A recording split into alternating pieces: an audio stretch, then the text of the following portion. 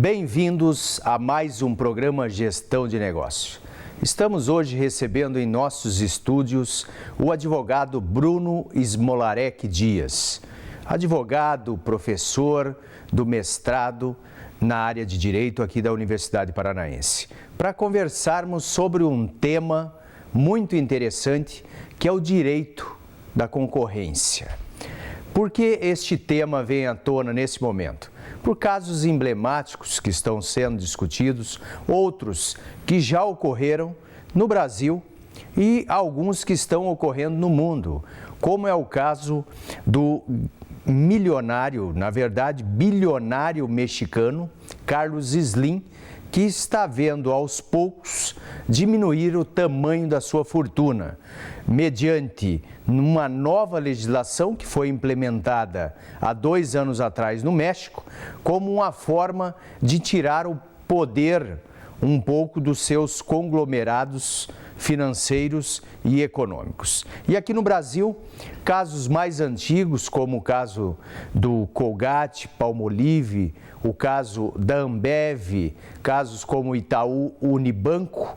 Então, diante desse cenário, dessas discussões que estão ocorrendo nos bastidores da Operação Lava Jato, como é o caso dos acordos de leniência, trouxemos o professor Bruno para falar um pouquinho sobre esse direito da concorrência aqui no Brasil. Começamos questionando o professor sobre o Conselho Administrativo que controla e fiscaliza a concorrência aqui no Brasil. Como funciona? Que conselho é esse? Qual a legislação por trás dessas ocorrências aqui no Brasil, professor? Olá, Claudemir. Olá a todos os telespectadores. A ideia de um controle administrativo em função da atuação econômica não é uma coisa muito recente. Pensemos assim, o governo ele funciona mais ou menos como um prestador de serviços. Quanto mais serviços eu exijo do governo, maior a necessidade de capital ele terá. Ele invariavelmente precisa conseguir esse capital de uma de 2 formas. Uma das formas é chamada de forma direta, que seria quando o Estado presta a ele mesmo o serviço. Uma ideia como essa é o exemplo daqui do Estado do Paraná, no caso da Copel. Nós temos uma empresa pública que presta o serviço e recebe o dinheiro pela prestação do serviço. Uma segunda hipótese é a captação indireta. Alguém presta um serviço, participa da economia e, em função disso, o Estado arrecada parte desse resultado, que são os tributos, são os impostos que todos nós pagamos. Hoje, o nosso Estado organiza-se dentro de uma premissa chamada de neoliberal. O que seria essa premissa neoliberal? Nós temos 2 grandes valores fundamentais dentro da estrutura econômica, que seria a liberdade de iniciativa e a liberdade de concorrência. A ideia da liberdade de iniciativa é de que todos nós possamos trabalhar com aquilo que nós produzamos a maior quantidade de resultado possível. E a liberdade de concorrência seria que dentro do mercado nós nos organizaríamos da maneira em que mais nos aprovesse para a produção desse resultado. No entanto, existem algumas condutas que prejudicariam esses 2 pilares da nossa estrutura econômica. Assim sendo, o Estado absorve uma função que é a função de regulação e de fiscalização das atividades dentro do mercado. Esta regulação e essa fiscalização fazem parte, então, do papel do sistema de proteção econômica.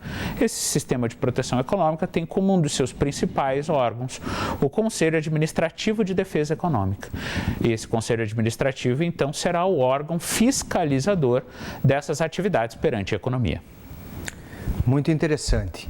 E nesses casos, normalmente quando a gente fala de fiscalização, de controle da concorrência, lá a gente não tem como não lembrarmos da Ambev, que assumiu diferentes marcas, o Itaú Unibanco, quer dizer, reduziu e ampliou o poder de uma instituição financeira aqui no estado brasileiro.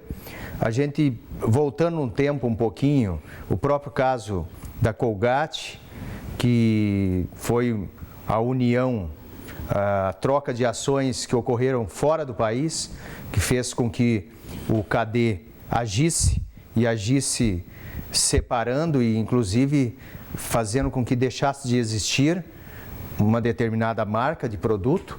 Tem a BRF, que juntou Perdigão e Sadia, mas qual a legislação por trás dessas discussões? Mas antes da gente falar da legislação, vamos questionar justamente se o CADE está equipado e preparado para fazer o papel que lhe cabe na economia. Nesse exato ponto, nós podemos dizer que o CAD tem condições de realizar essa atividade. Ele é um órgão dividido em 3 partes, ele tem um tribunal, uma procuradoria e um órgão diretivo fiscalizatório. Então, nesse exato momento, ele funciona razoavelmente bem dentro das suas premissas. Existem alguns que são contra a realização dessa regulação. No entanto, no que lhe cabe hoje, ele é bastante eficiente. Dando continuidade à nossa conversa, vamos melhor entender como funciona o CAD, esse Conselho Administrativo. O Conselho Administrativo ele passa por uma alteração em 30 de novembro de 2011, Lei 12.529. Nessa reestruturação, o CAD passa a ter algumas estruturas próprias, não que ele não as tivesse antes, mas que isso ficasse melhor consolidado. A ideia, então, é de que ele funcione mediante a recepção de denúncias e, em função dessas denúncias, ele verifique se há ou se não há alguma conduta considerada ilícita em função da concorrência. Lembremos que a ideia é de que nós mantenhamos os 2 pilares da livre iniciativa e da livre concorrência. Assim sendo, vou dar como exemplo algum dos casos citados pelo professor Claudemiro. A ideia de quando houve, por exemplo, a fusão das empresas Colgate e Palmolive nos Estados Unidos, isso faria com que houvesse um reflexo no mercado brasileiro. Grande parte das marcas de creme dental no Brasil seriam, então, consolidadas por uma única empresa, o que geraria 2 problemas. Um problema na entrada de novos concorrentes no mercado, o que prejudicaria a livre iniciativa, e um problema de livre concorrência, porque a empresa concorreria com ela mesma, atribuindo marcas distintas para um mesmo detentor dos direitos. Na época, o CAD resolveu por bem fazer com que a empresa abrisse mão de uma de suas marcas mais consolidadas, que era a marca Colinos. Alguns devem se lembrar. Em função disso, a abertura da marca Colinos faria com que possibilitasse a entrada de novos concorrentes no mercado ou de novas marcas e novos produtos. Na época, foi substituída a marca Colinos pela marca hoje Sorriso, que é a que permanece até hoje sob o controle da Colgate-Palmolive. O fato do CAD fazer isso possibilitaria a entrada de concorrentes, mas essa entrada acabou não acontecendo.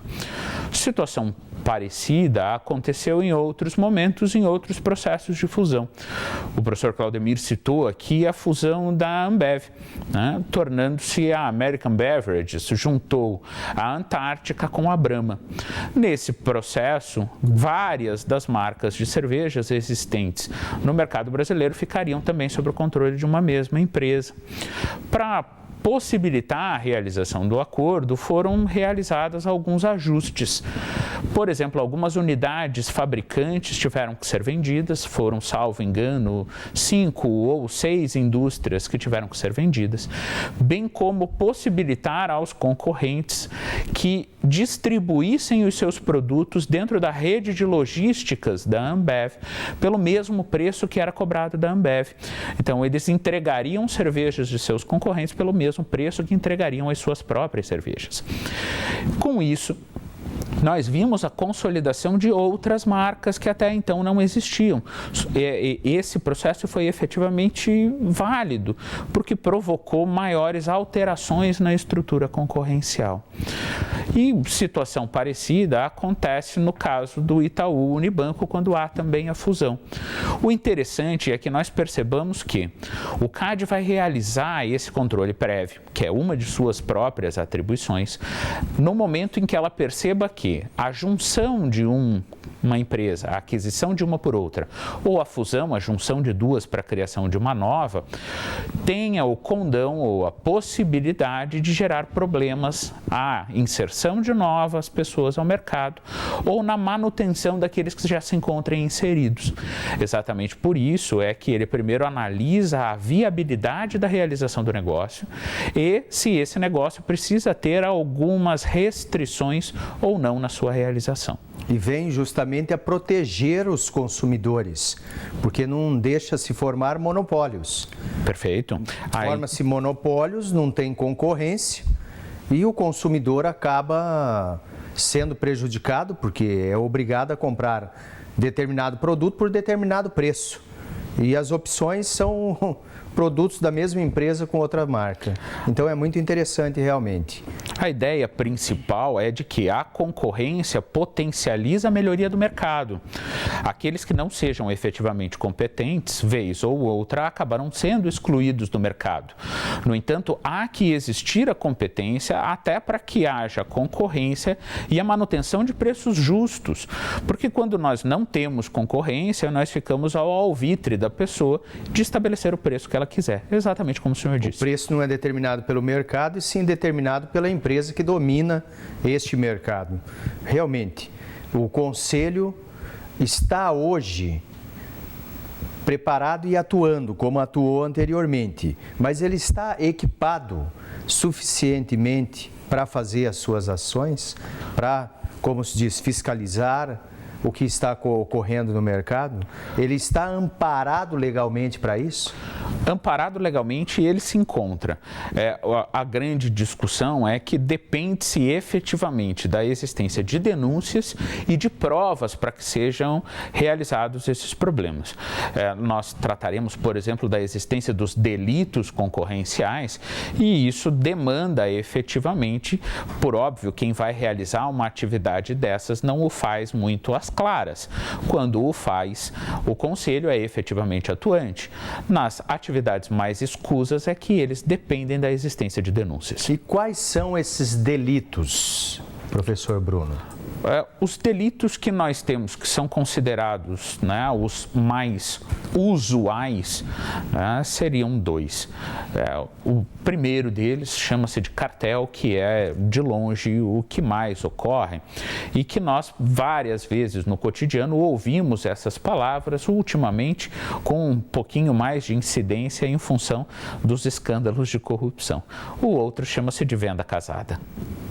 Então podemos perceber, professor Bruno, que a mão invisível do Adam Smith deixou de existir, porque especificamente no caso, o CADE seria a mão do Estado fiscalizando a concorrência, fiscalizando e verificando um dos vícios que é a formação de cartel. O que é o cartel especificamente e como esses acordos de leniência que tanto está sendo comentado pode interferir nisso para o bem ou para o mal? Perfeito. A ideia é exatamente essa. O Estado, enquanto regulador e enquanto fiscalizador, ele abre mão daquela liberdade total anteriormente existente em função da manutenção dessas garantias. E a ideia do cartel, ela funciona um pouco diferente dos assuntos que nós tratamos antes. Então, por exemplo, quando nós falamos da formação de grandes empresas por aquisição ou por fusão, nós teríamos grande parte do mercado concentrado na mão de uma única empresa e isso seria um problema porque ela deteria o controle do futuro ou dos ramos daquele determinado mercado. No entanto, nós por vezes vemos que isso não acontece de maneira clara. E aí entra a figura do cartel. A figura do cartel não é quando nós temos toda a estrutura de um determinado mercado ou de um determinado produto nas mãos de uma única pessoa. Eu tenho concorrentes, mas que esses concorrentes não concorrem de maneira real. Essa concorrência é virtual. Existe entre eles um acordo para estabelecimento de preços, áreas de atuação, designação de produtos a serem oferecidos, restrições, o que faria com que a concorrência, que é o grande objetivo do nosso sistema econômico, não fosse efetiva, ela não fosse real. Então, o mesmo problema que nós teríamos no caso de alguém atingir um monopólio ou um quase monopólio, é o problema que nós temos com a realização do cartel.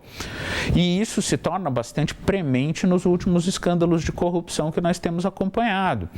Grande parte, né, dessas situações acontece em função da descoberta da existência de cartéis. As grandes empreiteiras, as grandes construtoras faziam entre elas acordos, rateios, distribuições de licitações públicas.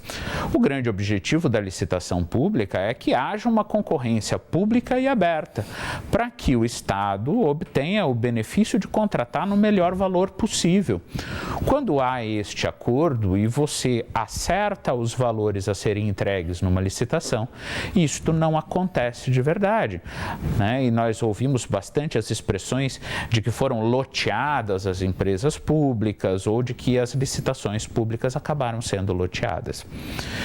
O CAD não funciona só como órgão de fiscalização, ele vai poder aplicar as penas quando ele encontre efetivamente algum ato danoso. Então, ele vai poder restringir, né, a realização desse tipo de atividade. Óbvio que no âmbito administrativo existe para a caracterização disso também o âmbito criminal. E para isso nós temos o Ministério Público, que todos têm acompanhado a sua atuação, por exemplo, na Operação Lava Jato, que isso já se decorre há bastante tempo. Então nós temos duas esferas de responsabilidade, uma esfera de responsabilidade criminal e uma esfera de responsabilidade administrativa. O que acontece aqui? Existe uma figura chamada acordo de leniência. E o acordo de leniência funciona parecido com as delações premiadas. A pessoa jurídica, a empresa, deve ela admitir que cometeu um ilícito, que fez algo de errado e, em função disso, confessar, né, essa situação. Ao confessar a situação, ela deve, além disso, entregar às pessoas que com ela formaram o conluio, quem com ela participou da realização desse crime. Ao entregar essas outras pessoas, ela deve também entregar provas. Ao fazê-lo, não quer dizer que automaticamente ocorrerá um acordo de leniência. Mas o acordo de leniência passa a ser possível por parte do CAD, abrindo mão, né, das penas administrativas, em função de que ela poderá exercer o controle sobre outros ofensores econômicos e sobre aqueles aplicará multas e aplicará restrições. Assim sendo, o acordo de leniência ele é praticável ou praticado de acordo com aquele que primeiro chega a delatar esse tipo de situação. Funcionaria quando eu, primeiro cidadão, dentro de um determinado cartel ou de um determinado conluio, venho a público, relato a existência da atividade criminosa e entrego àqueles que comigo realizaram esse tipo de atividade. Passada essa situação, não nos é mais possível fazer com que todas as outras pessoas, né, envolvidas nessa situação também venham a fazer acordos de leniência, porque eles já foram entregues. Então, existe a possibilidade de que eles façam um TC, né, um termo de compromisso com o Ministério Público e com o CAD. Ao realizar esse termo de compromisso, eles apresentarão também provas, apresentarão também as situações que os levaram a fazer aquele tipo de situação e entregando outras pessoas que também tenham participado desse problema. Assim sendo, né, eles teriam as suas penas penas reduzidas, uma diminuição nas multas que eles receberiam. Os acordos, então, devem ser entendidos como algo feito tanto pelo CAD quanto pelo Ministério Público, e nós precisamos separar na esfera criminal a delação premiada da esfera administrativa aquilo que é chamado acordo de leniência. E o peso, comparando pessoa jurídica, pessoa física, o peso dessas duas ações, do acordo de leniência e da delação premiada, são similares? São similares no seu resultado e nas provas que eles apresentam. Para futuros processos, eles têm exatamente o mesmo peso e o mesmo poder de condenação no futuro. A grande questão que se discute hoje no mundo jurídico é de que isso não deve ficar apenas na apresentação de depoimentos. Isso deve vir acompanhado de provas, né, de documentos contábeis, de documentos fiscais que demonstrem a realização desses acordos. Muito interessante, realmente. Agradecemos a presença do ilustre advogado Bruno para a gente compreender melhor esse órgão fiscalizador e como o Estado funciona na preservação, lá na ponta, do consumidor, porque é nós que pagamos o pato, no final das contas mesmo. Termina aqui nosso programa Gestão de Negócio. Escreva para nós através do nosso e-mail tv@unipar.br. Encaminhe suas dúvidas, suas críticas e suas sugestões. Muito obrigado a todos.